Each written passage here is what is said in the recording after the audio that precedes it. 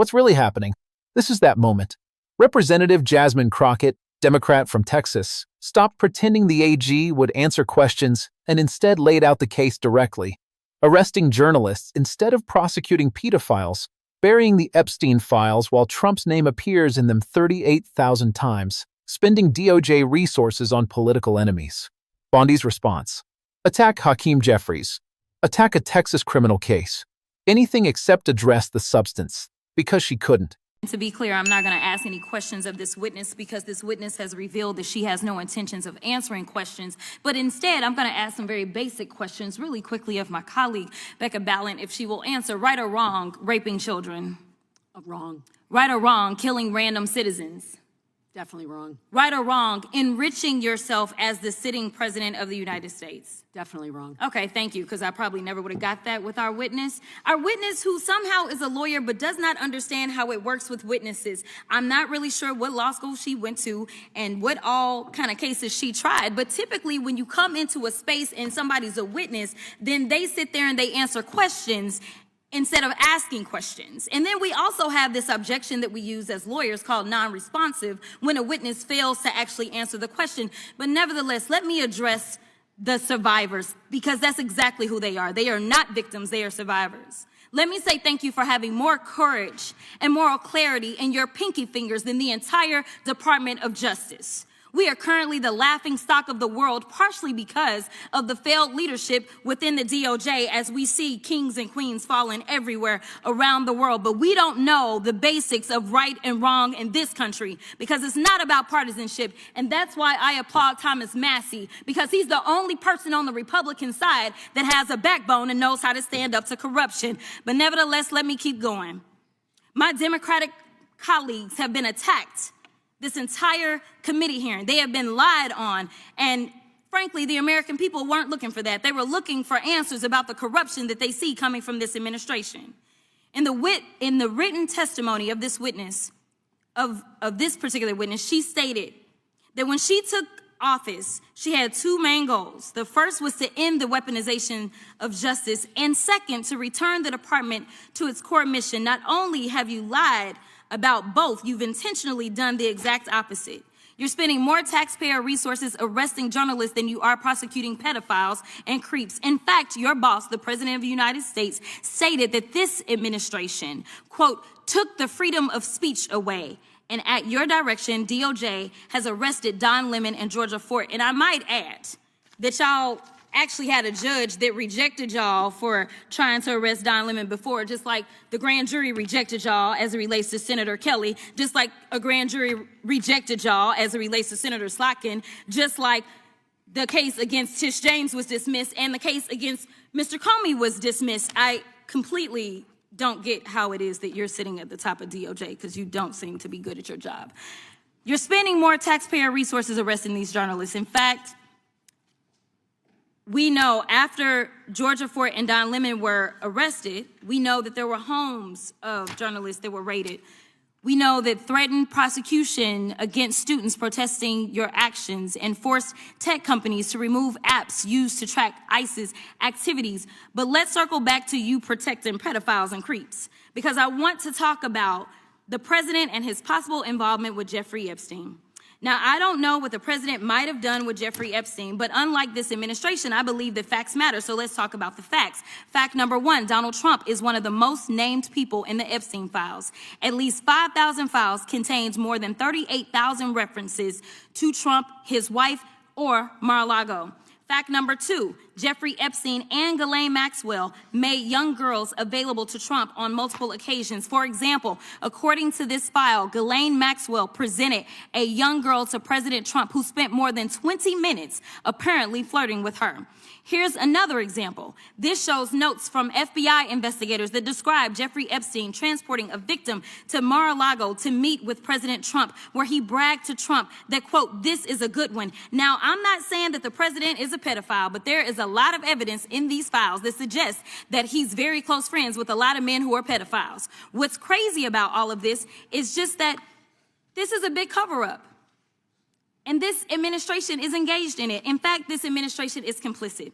But there are numerous others, like how the DOJ is attempting to obstruct justice in the investigation of the rogue agents who have murdered American citizens, or how the DOJ seized voter data from Fulton County in an attempt to steal the 2026 midterm elections, or how federal agents have Tom Homan on tape accepting a bribe and your agency killed the investigation, or how your agency is ready to give the president a $230 million payday, which is unconstitutional. The Constitution is clear. The president shall not receive any payment except his salary while in office. The fact of the matter is that you will be remembered as one of the worst attorney generals in history. An attorney general who has prioritized obstruction over justice, corruption over the law, fealty to the president over loyalty to the Constitution. And Mr. Chairman, I will yield. Gentlelady yields. Gentleman from Missouri is recognized. Excuse me, gentleman from Kansas, the Attorney General, former Attorney General, Mr. Schmidt is recognized.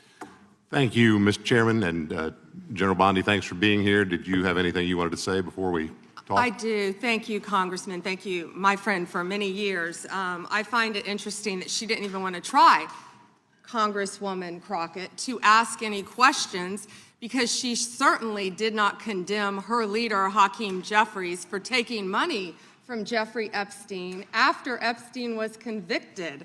And I will be brief to give you your time, Congressman. This is what she didn't want to talk about.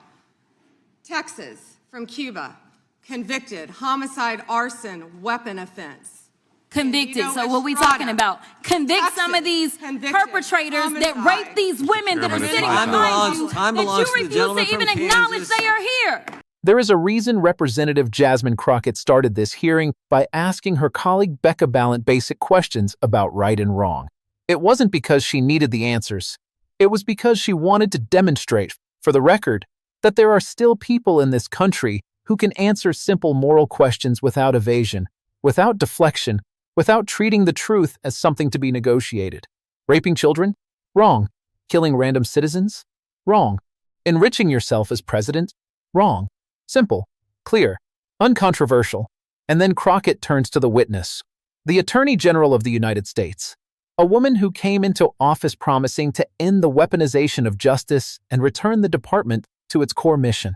And Crockett lays out, methodically, exactly how she has done the opposite, arresting journalists instead of prosecuting pedophiles. Don Lemon, Georgia Fort, homes raided, students threatened, tech companies forced to remove apps. Meanwhile, the Epstein files gather dust. Meanwhile, the men who raped children walk free. Crockett reads the facts. Not speculation, not opinion. Facts. Donald Trump is one of the most named people in the Epstein files. 5,000 files contain more than 38,000 references to Trump, his wife, or Mar-a-Lago. Ghislaine Maxwell presented a young girl to Trump. He spent more than 20 minutes flirting with her. Jeffrey Epstein transported a victim to Mar-a-Lago to meet with Trump and bragged. This is a good one. Crockett is careful. She doesn't say the president is a pedophile. She says there is a lot of evidence in these files that suggests he is very close friends with a lot of men who are pedophiles. It's a distinction that matters. But it's also a distinction that shouldn't obscure the central fact. The Attorney General of the United States has done nothing about any of this. No indictments. No investigations. No task forces. No justice. Instead, she has spent her time and her department's resources on political enemies, on journalists, on state attorneys general who dared to hold the president accountable, on anyone except the men whose names appear in those files. Crockett doesn't stop there. She lists the other failures. Obstruction of justice in investigations of rogue agents who murdered American citizens. Seizing voter data from Fulton County. Killing an investigation into Tom Homan accepting a bribe. Preparing to give the president a $230 million payday that the Constitution clearly forbids. An attorney general who has prioritized obstruction over justice, corruption over the law, fealty to the president over loyalty to the Constitution. That's the case Crockett makes. And when she's done, when she yields her time, the attorney general across from her has one response. She attacks Hakeem Jeffries. She attacks a convicted criminal in Texas. She attacks everything except the substance of what Crockett just said. Because she can't. Because the substance is indefensible. Because the facts are the facts. And the facts show an attorney general who has spent her tenure doing the opposite of what she promised. Who has protected pedophiles and prosecuted journalists. Who has used the power of her office to serve one man and one man only. Crockett ends by thanking the survivors. The women who had the courage to sit in that room, to face the people who failed them, to demand justice even when it was clear they wouldn't get it. She tells them they have more courage and moral clarity in their pinky fingers than the entire Department of Justice.